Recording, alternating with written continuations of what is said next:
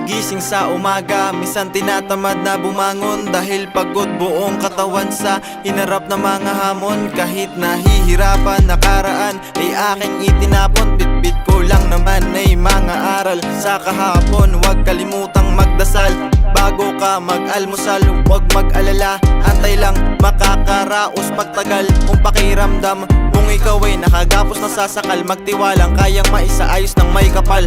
Ako ay tumayo at binuksan na bintana, pinagmasdan ng tanawin na talaala ay sinariwa. Salamat Panginoon sa pagkakataon sa'yo magtitiwala. Sa nakaraan ay paniguradong makakalaya. Kapag sinabi ko bang magandang umaga, ang tugon mo ay anong maganda sa umaga.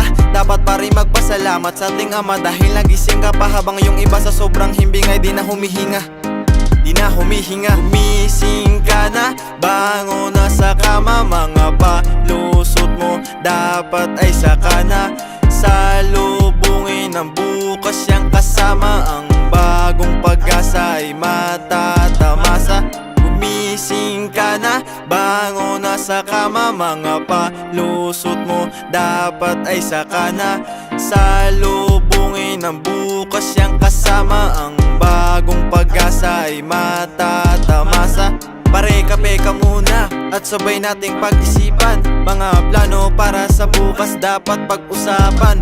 Halika sa lamesa, maupo at magkwentuhan. Sabay din nating balikan ng napagdaanan.